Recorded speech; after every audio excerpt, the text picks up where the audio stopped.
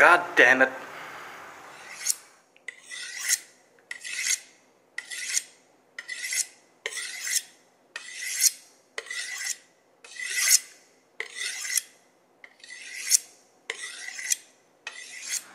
What's up everyone, it's TacticalHadoken here again. And like the title says, this is about the Cold Steel Spartan. It has been done a million times before, but we're going to do it 1,000,001 times. It hasn't been done by me before, so you're going to get my perspective on it. Before I do that though, I would like to give a shout out to somebody.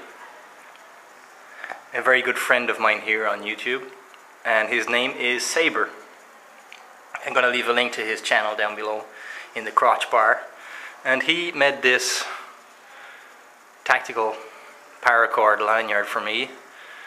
It perfect size, really good, fits great, nice colors.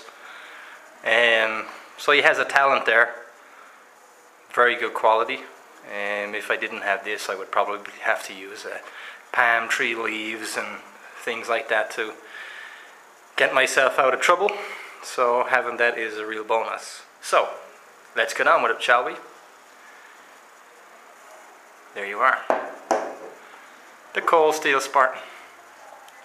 And yes, before you say it, that right there is a rust spot. How did I get the rust spot?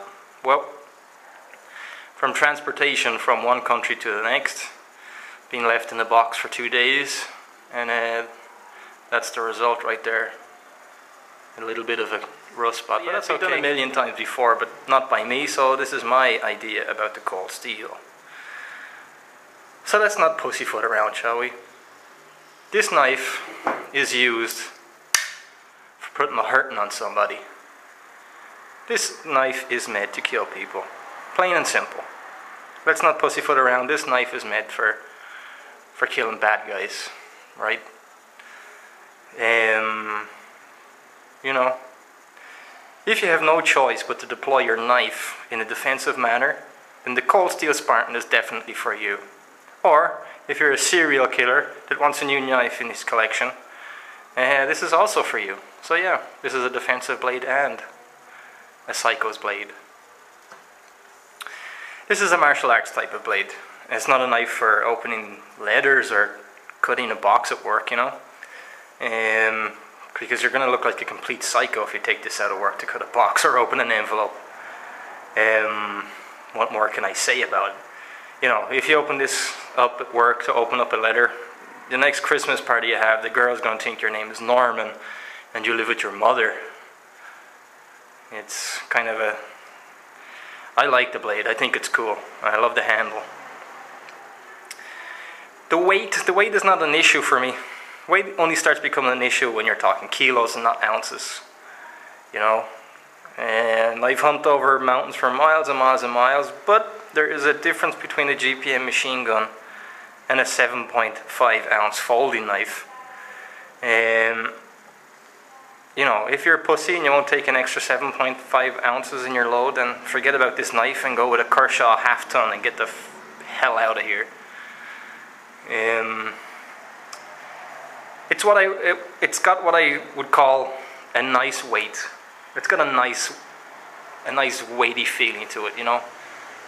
It's supposed to be that heavy, you know. Well, I wouldn't even say it's heavy. It's supposed to be that weight. You know, it's a good fighting knife.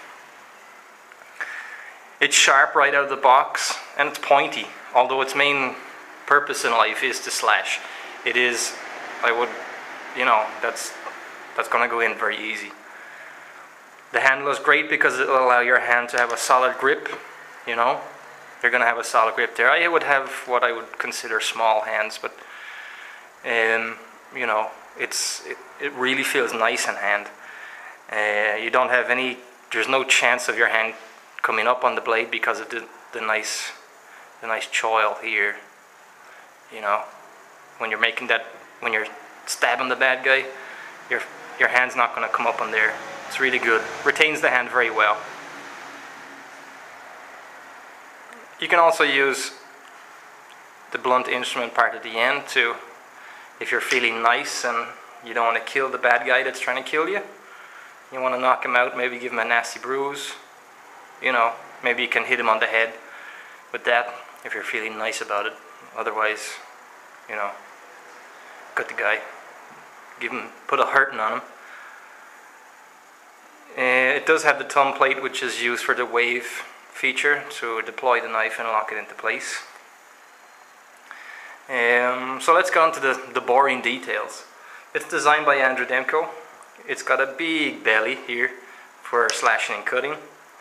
It's hollow ground from Japanese Os 8, which needs to be oiled as so not to rust, like I found out right here, just beside the S there on Spartan. The handle is reminiscent of a Kippos handle. The handle is also injected molded from Griffey, and it has got some steel liners in there to give it extra strength and rigidity. Excuse me. Rigidity. What the hell is rigidity? Yeah, rigidity. Let me see. Look at more details.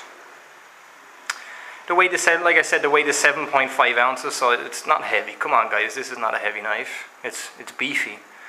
The blade length itself was 4.5 inches, otherwise 114 millimeters.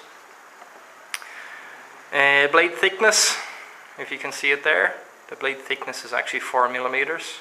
Like I said before, the blade material is Japanese Os 8A, so you really need to oil the sucker up if you don't want it to rust. Handles Griffey, steel liners. The locking mechanism, which you can see right here, is a triad lock. This is pretty hard to close, I guess, to press that little latch in there. Once it locks into place, it locks in firmly. You know it's locked in there, it's not going to open. The overall length is 267 millimeters, which translates to 8.5 inches. So yeah, do I recommend the Cold Steel Spartan? Yep, of course I do. If you want to kill someone, and you want to kill someone effectively, accept no substitute. So thanks for watching. TacticalHadoken, signing out.